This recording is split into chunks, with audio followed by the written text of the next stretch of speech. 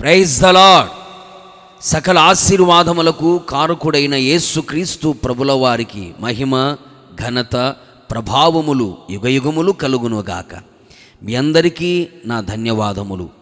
ఈ దినపు యేసయ్య జీవపు మాట మలాకి గ్రంథం 3వ అధ్యాయం 10వ వాక్య భాగము. పట్టజాలనంత విస్తారముగా దీవెనలు కుమ్మరించెదను. ఆశీర్వాదములకు వారసులుగా ఉండుటకు పిలువబడిన వారలారా, మనము అనుదినము ఆరాధించుచున్న యేసునాథుడు శ్రీమంతుడు, సమస్తమును ధారాళముగా దయచేయగలవాడు, సర్వసంపదల గని, సకల ఆశీర్వాదములకు కారణభూతుడైన వాడు, తండ్రియగు దేవుడు క్రీస్తునందు పరలోక విషయములలో ఆత్మ సంబంధమైన ప్రతి ఆశీర్వాదమును మనకు అనుగ్రహించెను. శ్రేష్టమైన ప్రతి ఈవియు, సంపూర్ణమైన ప్రతి వరమును పరసంబంధమైనది జ్యోతిర్మయుడగు తండ్రి యొద్ద నుండి వచ్చును.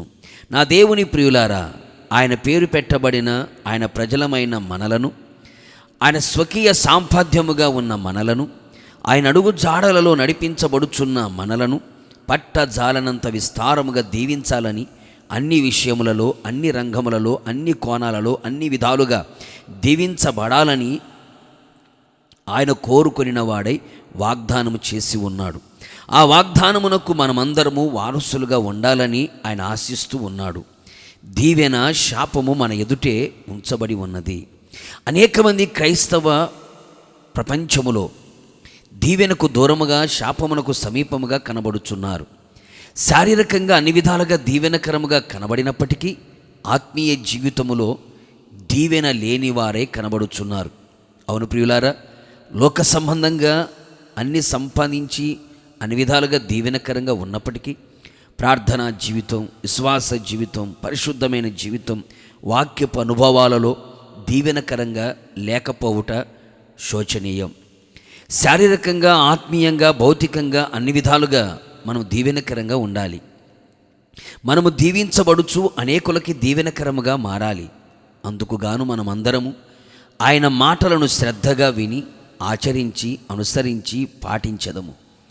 ఆయన ఆజ్ఞలన్నిటినీ అనుసరించి నడుచుకొనేదము. ద్వితీయోపదేశకాండం 28వ అధ్యాయం 4వ వాక్యం నుండి 14వ వాక్యం వరకు ఉన్న దీవెనలన్నీ మన మీదికి వచ్చి మనకు ప్రాప్తించును. యథార్థమైన జీవితమును జీవించుచు కపటము లేనివారై యథార్థతను విడువక గట్టిగా పట్టుకొని రెండింతలుగా దీవించబడెదము.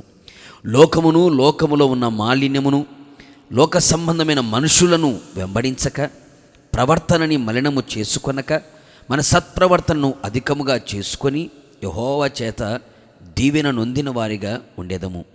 ఎల్లప్పుడూ మన హృదయములో ప్రార్థన, వాక్యము, ఉపదేశము, అనుభవాలతో నింపబడి మన గుడారములో దీవించబడిన వారిగా కనబడేదము.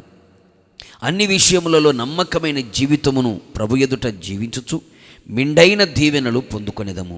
ఇలాగున మనమందరము చేసి ఆయనిచ్చు దీవెనలకు పాత్రులమై ఉందుము. ప్రభుతో యుగయుగములు నిలిచెదము. ప్రార్థన. శ్రీమంతుడవైన నా యేసయ్య, నీ పరిశుద్ధ పాదములకి స్తోత్రములు. మరొక్కసారి మా జీవితములో పట్టజాలనంత విస్తారమైన దీవెనలు కుమ్మరించాలని మీరిచ్చిన జీవపు మాట కొరకు స్తోత్రాలు. అవును తండ్రి, మీ దీవెనలకు మేము పాత్రులుగా ఉండునట్లుగా మీ మాటలు శ్రద్ధగా విని ఆలకించి పాటించువారిగా, యథార్థమైన జీవితము చేయువారిగా, ప్రార్థనా జీవితము కలిగిన వారిగా, వాక్యానుసారముగా జీవించేవారిగా, నమ్మకమైన వారిగా మీ సన్నిధిలో కనబడునట్లుగా కృప దయచేసి మీ దీవెనలతో మమ్మల్ని నింపి రాకడకు సిద్ధపరచమని యేసు నామములో అడుగుచున్నాను తండ్రి, ఆమేన్. నిశ్చయముగా మిమ్మును, మీ కుటుంబ సభ్యులందరినీ నా దేవుడు పట్టజాలనంత విస్తారమైన దీవెనలతో నింపునుగాక. God bless you.